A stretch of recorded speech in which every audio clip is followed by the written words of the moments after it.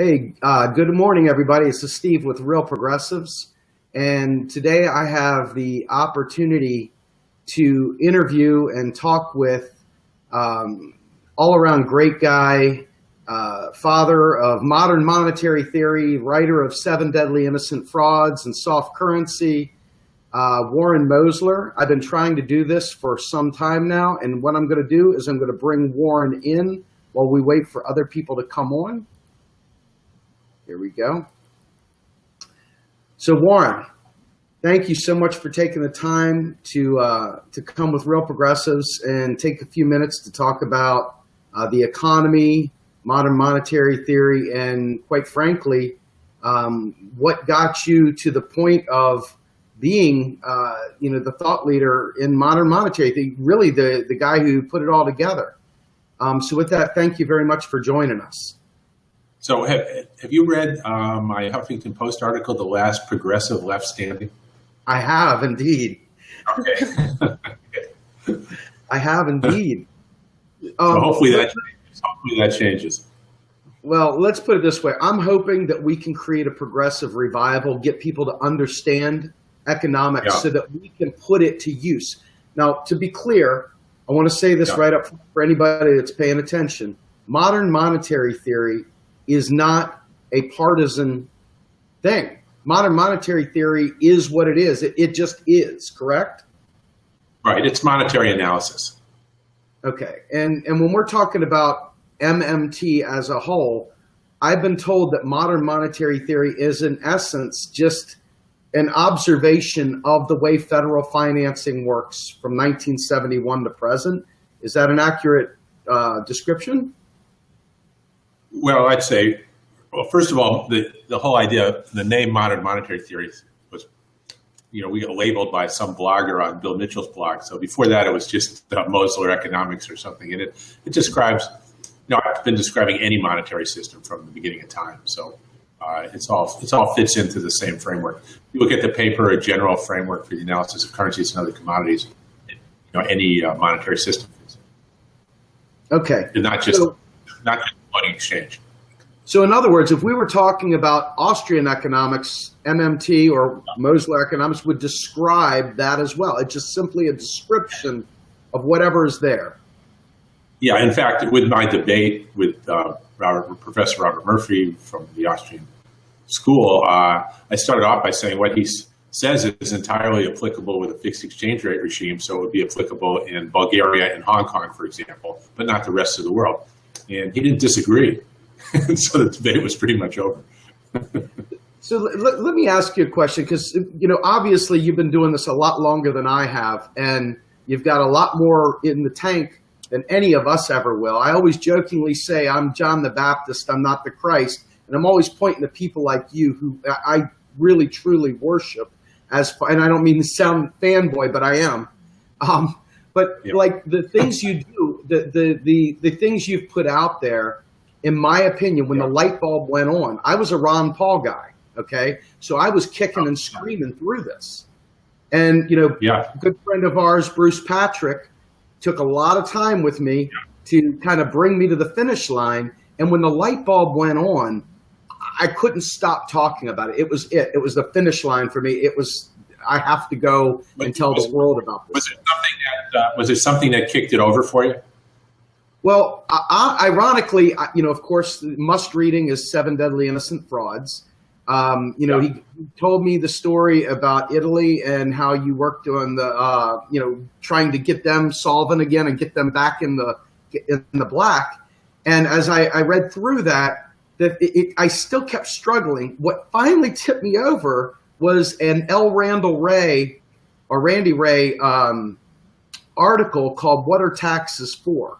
And in that article, it was where I finally understood the difference between a state being a currency user and the federal government being the currency issuer. And all of a sudden, I was like my hair stood on end.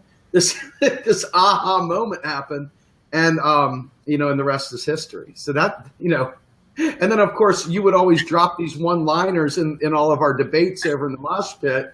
I'd be like, what is this? What does Mosler mean by that? And Bruce would say, Warren doesn't say many things, so you've got to find out the meaning behind it.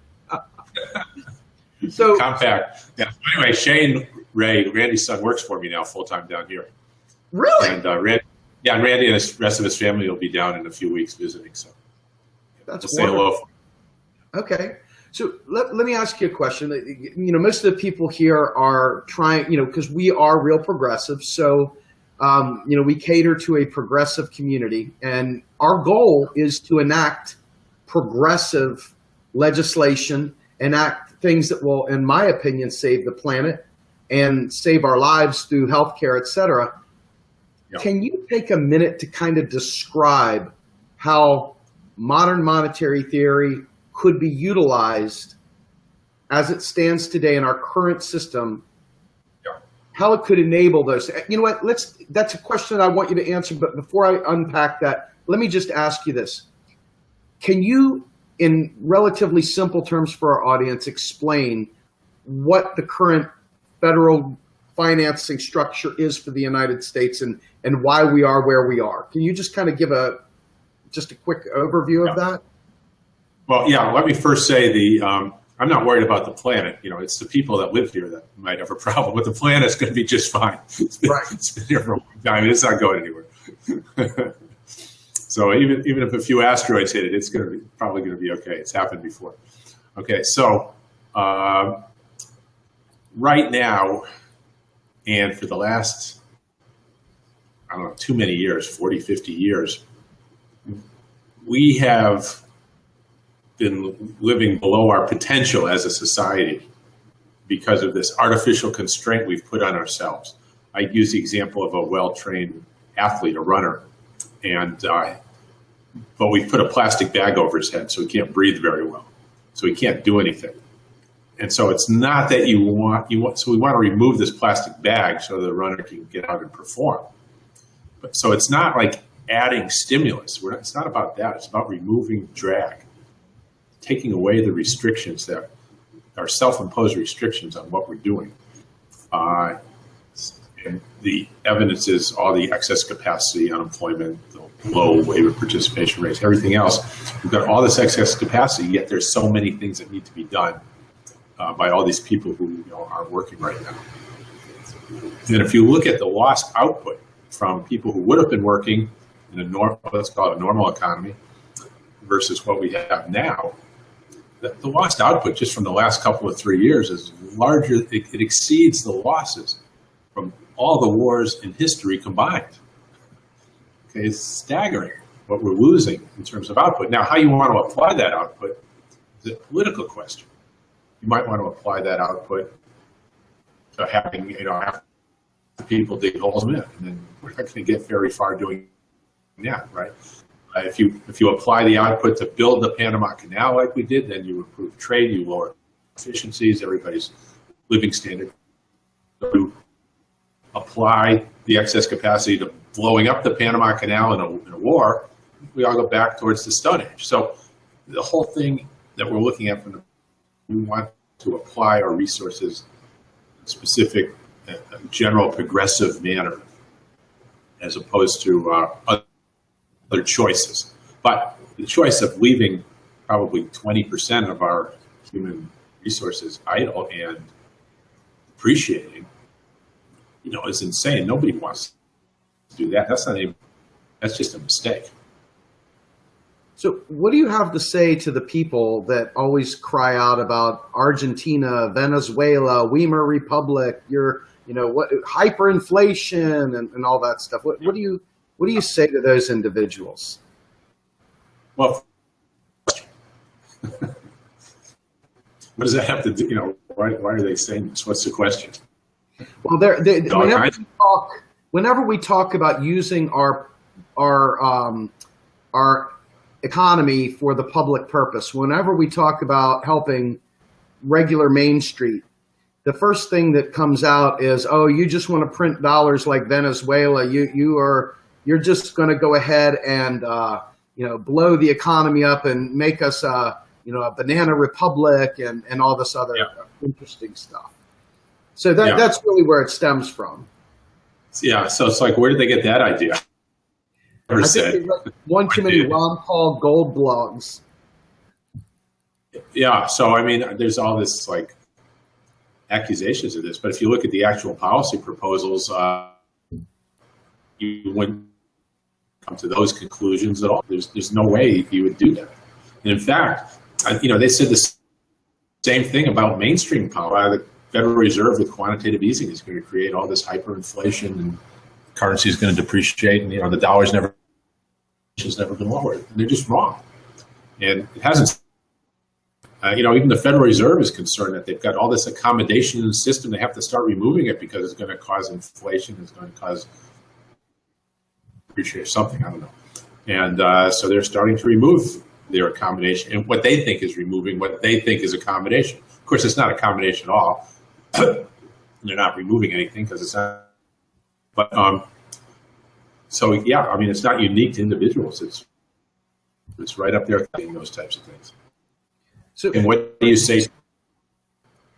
I was going to say one of the funny ones that always comes up is the screams about the Rothschilds and the Federal Reserve is the creature from Jekyll Isle, and we got to get rid of the Fed. We got to end the Fed. Yeah. So, can we put that one to bed?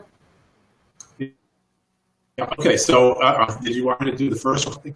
The other thing that happens is they say, well, you wrote this book, you did all this, but what you forget about is inflation. Now, if you look in there's major discussions about inflation, the price level, the source of the price level. In fact, we are the only ones, let's call it the MMT group, that has an actual, that understands inflation, understands the price level, understands where it comes from, beyond dispute. And nobody else has any explanation. Now, the explanation is the value of the currency is what the government makes you do to get it, okay, from the government. We need the government's money to pay the tax, and they tell us the terms of exchange when they spend, okay, or when they lend. They tell us the terms of exchange by the collateral they demand. And that includes their banking system that's regulated through the Federal Reserve Act and Congress, right? So, the more technical way of saying it is the price level, I won't even use the word inflation, is a function of prices paid by the government when it spends. And then we set up the currency at the University of Missouri, Kansas City, the buckaroo, to demonstrate it, and the Denison dollar at Denison, and the Franklin franc at Franklin University in Lugano. And these currencies have been functioning for extended periods of time, probably almost 20 years at UMKC, and there's been no inflation, with a zero interest rate policy, and the market decides the budget deficit, not the school, by providing jobs and letting students work for as many buckaroos as they want. And the value has been fixed at 1 hour of student labor since the beginning by the university. How? Because they give students buckaroos. Well, you're familiar with the program? Yes. Can I model for you? The university wanted students to do community service. So I was in touch with them, and the way they set it up is the public purpose is to get students to do community service and also to educate the students in how currency works. So instead of just doing 20 hours of public service, community service, they have to turn in certificates that they earn by doing the community service. So it became a monetary system. And the unit was called the buckaroo because it's a buck, and the kangaroo is the mascot of the University of Missouri, Kansas City. And this was started in the late 90s, 20 years ago. And the students would have to turn in something like 20 buckaroos a semester to be able to get their grades. And they could go to the hospital, and they could go to the police department, and they could work, and they would get paid 1 buckaroo per hour. And they could work for as many hours as they want. There was no limit. And then they would earn their buckaroos and pay their taxes. And back then, some students didn't want to go do the community service, so they would pay other students to go do the work for them, to go to the hospital and volunteer. And back then, if a student volunteered, did the work, earned the buckaroos, and sold them to another student, they would sell for something like $5 each. Because back then, student labor, you could say, was valued at $5 an hour. Okay. Last year, they were selling for $15 or $20 each.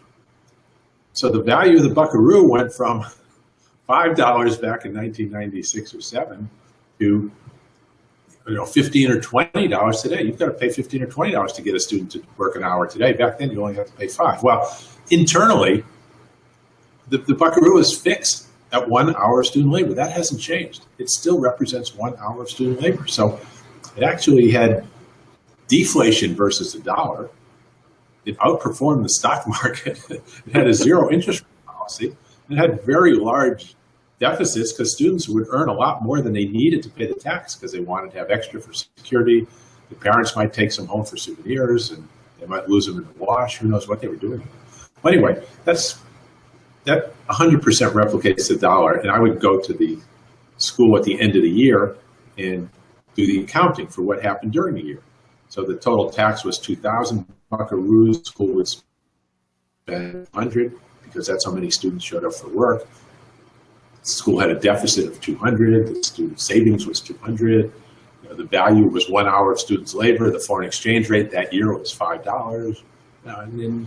So the students have this wonderful learning experience of exactly what a currency is and how it works. And any time you see a proposal in public policy, such as raising or lowering interest rates, you can say, okay, how would that work with the university, with their buckaroos? Would they do that? Would it accomplish what they think it would accomplish? And, the answer is always no. Important. I like what they're doing there because what you see today is the majority of American citizens think of the actual, the way we do our federal financing. They see it the same as if it were their household budget. They're not thinking about it as if they're a currency issuer versus a currency user and vice versa. Can we talk a little bit about that? Yeah, so and that ties back into your question about the Fed and what the Fed is. Now, whatever it was in 1907 is fine, but let's look at what it is today. First of all, it's fully regulated by Congress with the Federal Reserve Act. As Ben Bernanke answered when he was asked, he says, look, I take my marching orders from Congress. The president appoints them, Congress has to approve it. It's all government. There's nothing non-government about it. There are what are called shareholders, but it's a little misleading because I was a shareholder. I owned a small bank, and as a small banker, I had shares of the Federal Reserve. Well, it was like having a savings account there. I had $100,000 worth of shares, something like that. And so I had $100,000 on deposit at the Fed. That was my share, so to speak, and I would earn 6% at the time on that money. And that's it. I never once got a call about monetary policy. They never invited me to a meeting. They're just depositors, like you deposit in any other bank. And that's left over from something they did in 1906 or 7 to capitalize the bank under a fixed exchange rate system that's been gone since 1934. Okay, so it's just it's vestigial. It's the whole shareholder thing is completely inconsequential. And they've even lowered the interest rate they pay. And it's very small money. Okay, so now what is the Fed? Okay, the Fed is the scorekeeper for the dollar. Well, what does the scorekeeper do? So if we're in a card game and I'm the scorekeeper, how many points do I have? It's like, I don't have any points. Well, let's say you have a good hand and you're supposed to get 50 points and I give you 50 points. Like, where did they come from? I don't have any points. I just wrote them down in your account. I'll call it an account, right? I account for what you have. Okay? And somebody else earns 100 and I write down 100, they get 100 points. Do I have 150 fewer points? No. If somebody loses points, they have a bad hand and I take them back, so to speak, I just subtract them from their number. I don't have more points to give to the next person. Okay, we all know how a scorekeeper works. So the US dollar is just a tax credit. It's a thing you use to pay taxes. And the Federal Reserve has the score sheet. It's called a spreadsheet. It's just like any other Excel spreadsheet or any other Google spreadsheet. And when they want to pay somebody, the Treasury says pay this person, pay this bank, they put the number into that person's account, just the same way a scorekeeper would. And then when somebody pays a tax, they subtract numbers from their account, just the way a scorekeeper would. So the Federal Reserve doesn't have any dollars, it does not have any dollars. It just has a spreadsheet and it makes entries into the spreadsheet. That's all it is. There's like nothing else there. And all this talk about what's there and isn't there is complete nonsense.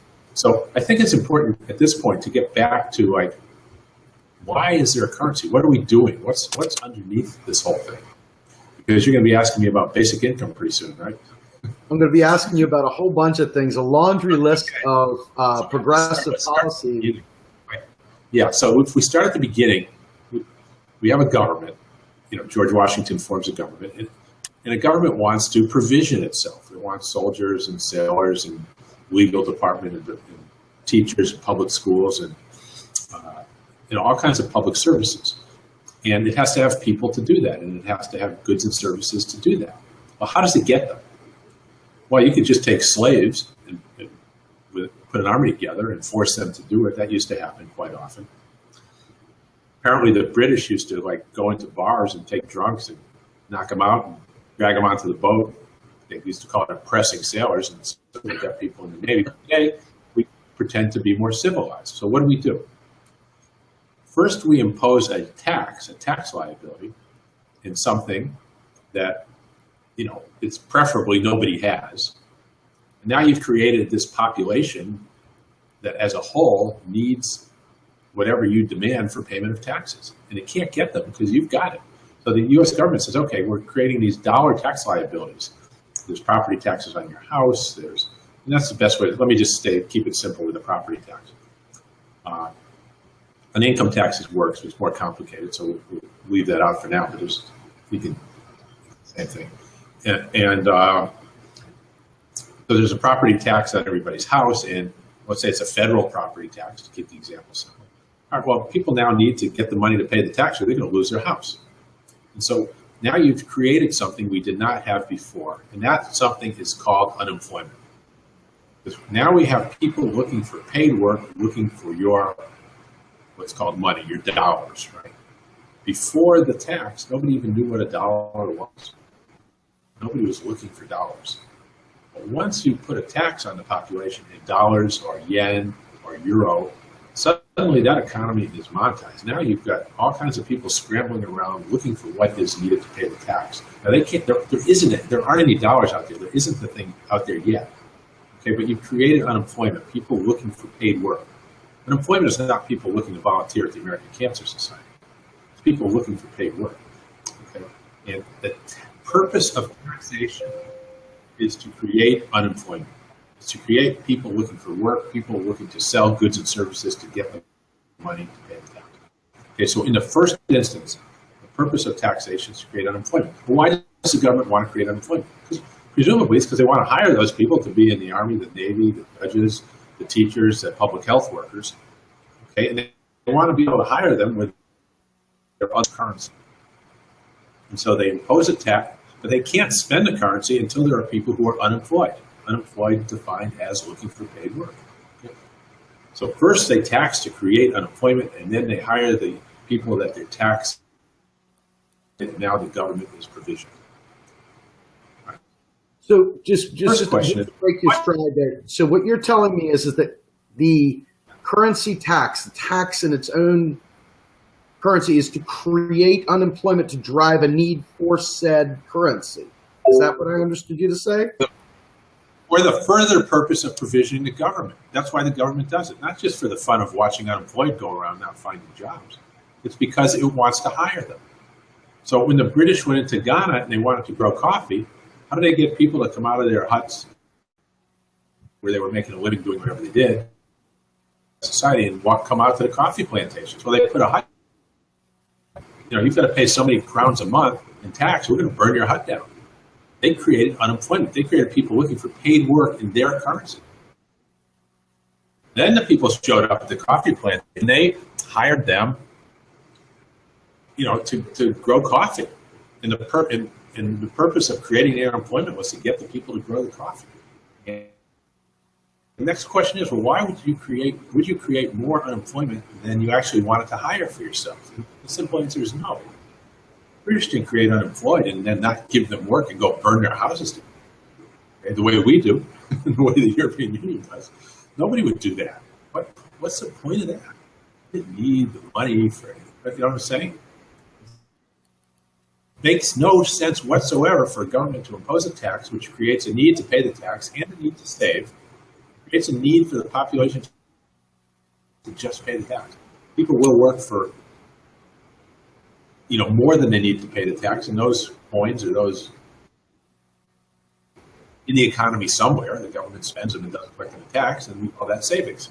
Okay, so there's a need to pay the tax and to save, and people will work for that, because they're in line and looking for work. And so it doesn't make more unemployed than you need. So if you had many people coming to the coffee plantation, go burn down their houses, they lower the tax, or they'd hire them to do something else, work as domestic help. Okay, but you don't leave them unemployed. That makes no sense whatsoever. We do it for 20, 30 million people on a continuous basis. This is just, it can only come from a complete basic starting point for the currency. How's that? That's perfect, man. That's perfect. So, Warren, let me just say this. Because of the timing of it, what I would like to do is, would you be willing to come back on here and kind of go step by step through this again? We can kind of pick up where we left off this time, and we can do this. Would you mind that? Oh no, be good. Be my honor. Thank you. Thank you. So, hey, Warren, thank you so much for your time. I really appreciate it. I'm going to go ahead and end the broadcast. Folks, thank you so much for joining Real Progressives. This was Steve Grumbine with Warren Mosler. I want to wish you all a great day. Thank you so much. Hey, thank you, Warren. Thank you so much. The reason why I did that is my computer's about to die.